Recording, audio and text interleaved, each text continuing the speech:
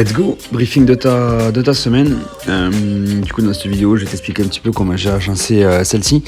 Ça reste facultatif. Si jamais tu as des contraintes, toi, tu n'hésites pas à envoyer un message et on fera en sorte de le réajuster pour que on adapte la semaine en fonction de ton planning. Donc là, pour la journée de lundi, c'est férié.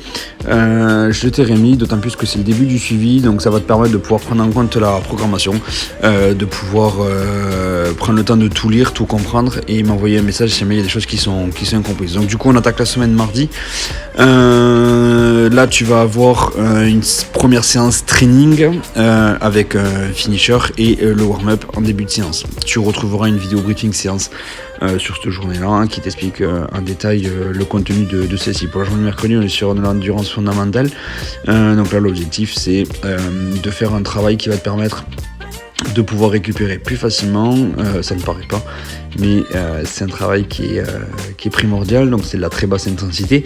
Tu ne vas pas forcément transpirer, tu ne vas pas forcément sortir de cette séance-là avec le goût du travail bien fait, mais pour autant ça reste quelque chose qui est hyper important. Un, ça va te permettre de récupérer, deux, ça va te permettre de pouvoir travailler une qualité essentielle, c'est l'endurance de fond qui va te permettre de pouvoir faciliter tes moments de récupération. Et lorsque l'on fait des séances à haute intensité ou qu'on travaillera sur notre fameux cycle de force, ça te permettra d'être beaucoup plus efficace. Sur la journée de jeudi, on retrouve le même format que la journée de mardi. Tu as un warm-up, un training et un tabata. Pour la journée de vendredi, on est toujours et encore sur notre endurance fondamentale. Et pour la journée de samedi, je te propose de faire un extra job. Donc l'extra job, en gros, le principe, c'est de faire quelque chose qui te fait plaisir et qui va te sortir un petit peu de cette routine-là.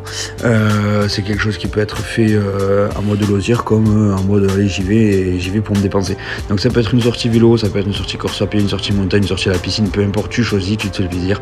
L'idée, c'est que tu bouges et que tu sortes un petit peu de la salle de sport. Ok, le format sera identique sur les 3 prochaines semaines. Seul le contenu des séances variera. Et pour la journée de dimanche, bien évidemment, repos.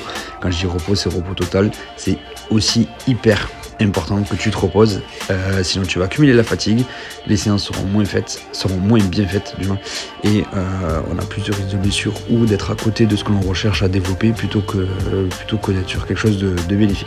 Voilà, écoute, si tu as des questions, tu n'hésites pas, je reste à ta disposition, sinon je te souhaite une excellente semaine.